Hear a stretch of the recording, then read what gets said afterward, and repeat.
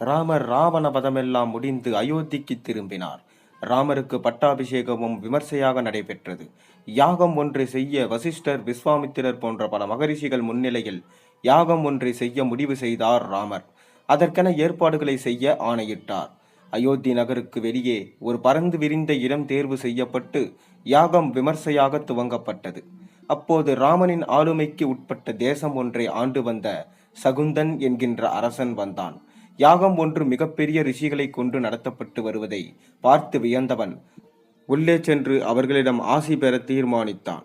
ஆனால் வேட்டையாடிவிட்டு திரும்பிக் கொண்டிருந்த காரணத்தால் அப்படியே யாகசாலைக்குள் செல்ல விருப்பமின்றி வெளியே நின்றபடி உள்ளே இருந்த ரிஷிகளை பார்த்து வசிஷ்டாதி முனிவர்களுக்கு என் வணக்கங்கள் என்று கூறிவிட்டு சென்றான். இதை நாரதர் கவனித்தார். நேராக விஸ்வாமித்திரிடம் சென்று, விஸ்வாமித்திர மகாமுனிவரே, ராமனின் ஆளுமைக்குட்பட்ட ஒரு நாட்டின் சிற்றரசன் சகுந்தன்.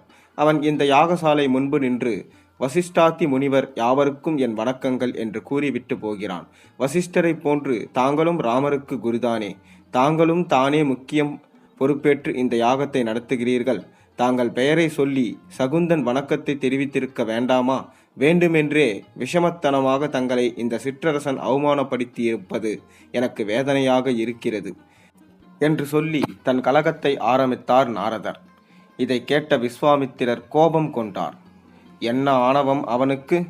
அவனை இப்போதே சென்று சபிக்கப் போகிறேன் என எண்ணினார். உடனே இதனை தடுத்த நாரதர் குறுக்கிட்டு, விஸ்வாமித்திரரே, சற்று பொறுங்கள். சகுந்தனை சபித்து தங்கள் தவமலிமையை ஏன் குறைத்துக் கொள்கிறார்?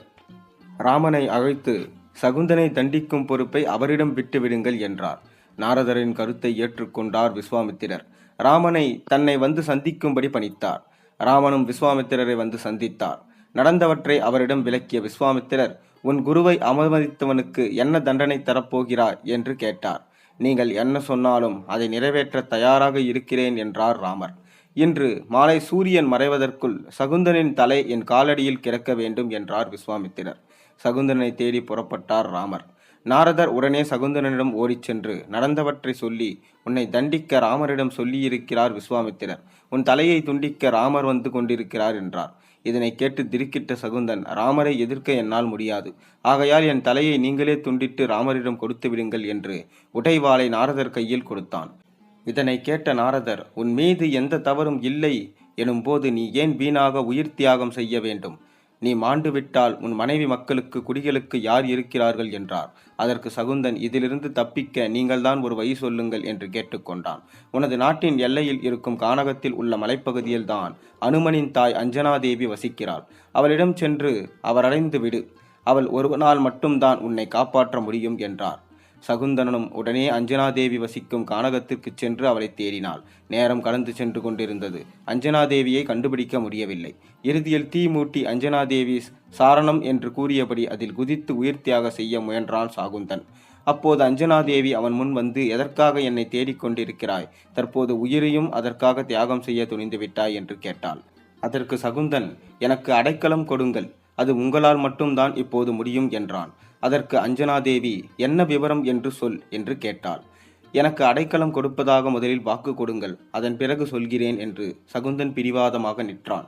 வேறு வழியில்லாமல் அஞ்சனாதேவி, உனக்கு அபயமளிக்கிறேன், கவலைப்படாதே, இப்போது விவரத்தை சொல் என்றாள். ராமர் என்னுடன் யுத்தம் செய்து தனது தலையை எடுக்க வந்து கொண்டிருக்கிறார் என்று நடந்தவைகள் அனைத்தையும் விவரமாக சொன்னான் சகுந்தன். அனைத்தையும் கேட்ட அஞ்சனாதேவி திடுக்கிட்டாள். இருப்பினும் கொடுத்த வாக்கின்படி சகுந்தனை காப்பது தன் கடமை என்பதால் அனுமனை தன் முன் வரும்படி நினைத்தாள்.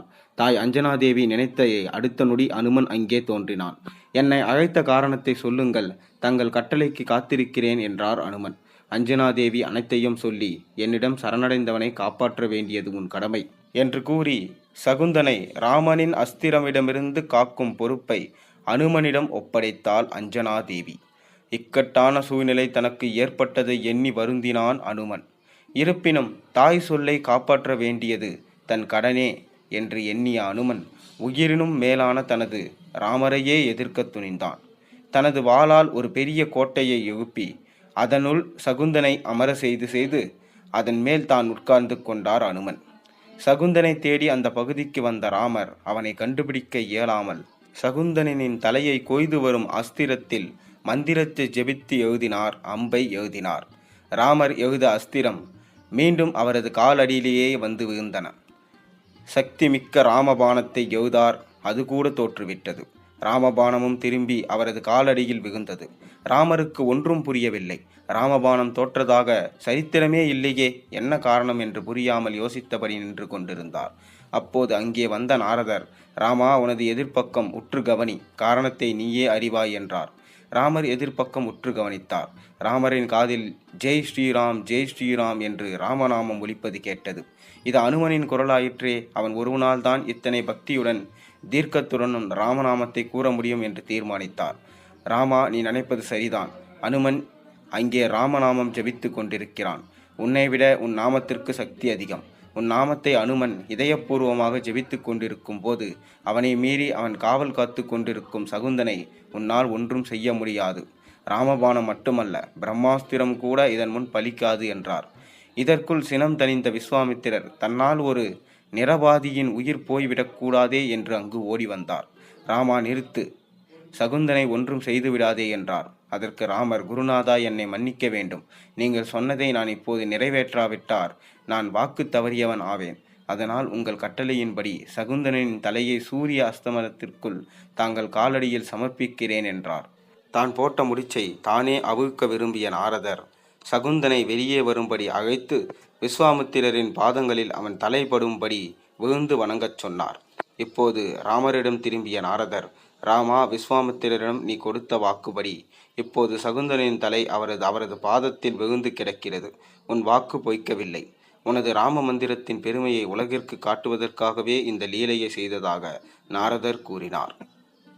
இந்த கதையிலிருந்து நமக்கு தெரிந்தது என்னவென்றால், ராமநாமத்தை ஜெபித்தால் நமக்கு அனைத்து பாவங்களிலும் அனைத்து தொல்லைகளிலும் விட்டு ஓடிவிடும். அனைத்து சகல சௌபாகியங்களும் வந்து சேரும். நன்றி, வணக்கம். இந்த கதை உங்களுக்கு பிடித்திருந்தால் மறக்காமல் ஒரு லைக் பண்ணுங்கள் மற்றும் ஷேர் பண்ணுங்கள், சப்ஸ்கிரைப் பண்ணுங்கள்.